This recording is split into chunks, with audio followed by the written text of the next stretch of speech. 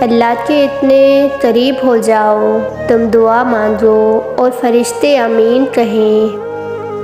سب سے خوبصورت احساس یہ ہے کہ وہ دعا حقیقت بن جائے جو آپ اور اللہ کے درمیان راز تھی۔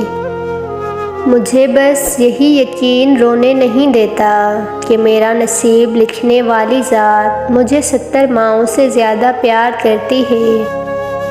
مشکلات اپنے ساتھ آسانیاں لے کر آتی ہیں۔ ہر کام میں اللہ کا ذکر کرو گے تو ہر کام میں اللہ کو ساتھ پاؤ گے۔ تو اگر سب کچھ اللہ تعالیٰ پر چھوڑ دیا ہے تو اس کے فیصلوں پر بھروسہ بھی رکھو، وہ تمہاری ہر چاہت کو پورا کرنے پر قادر ہے۔ یوں ہی تو نہیں کہتے بدلتی تقدیریں، یہی دعائیں تو اس رب کو منا جاتی ہیں۔ اور جس کہانی کی وجہ سے تم تہجد تک پہنچ جاؤ، اس کہانی کو اللہ کیسے ادھورا چھوڑ سکتے ہیں؟ اللہ تعالیٰ پر یقین کا سفر بے حد سکون دیتا ہے۔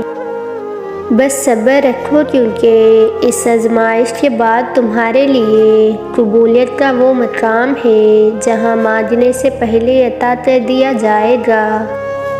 اللہ پر یقین پختہ ہو تو راستے خود بخود ہی بنتے چلے جاتے ہیں، کیونکہ یقین اور صبر کرنے والوں کے راستے بھلے دشوار ہوں لیکن ان کی منزل بہت حسین ہوتی ہے۔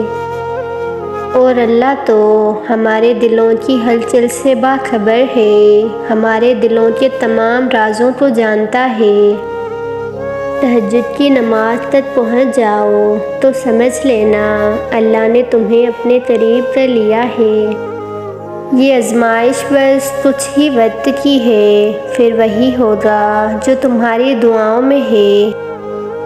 دعائیں یوں ہی زباں پہ نہیں آتی، اللہ نے تمہارے لیے قبولیت کا وقت مقرر کر دیا ہوتا ہے۔ تمہاری انتہائی بات سمجھنے والا رب تمہاری دعائیں کیوں نہیں سنے گا؟ بھروسہ رکھو کہ وہ رب بہترین عطا کرنے والا ہے۔ اللہ ہماری دعا کو پہلی بار میں ہی سن لیتا ہے، وہ بس ہمیں آزمائش کے ذریعے اور انتظار کروا کر مضبوط کرتا ہے۔ اللہ کو بہت پیارے ہیں وہ لوگ جو سخت مشکل میں صرف اور صرف اللہ سے مدد مانگتے ہیں۔ آپ کا رب آپ کو اکیلا نہیں چھوڑتا، وہ دور نہیں جاتا، آپ دور چلے جاتے ہیں۔ وہ راستے پہلے ہی بنا دیتا ہے، بس عطا بہتر وقت پر کرتا ہے۔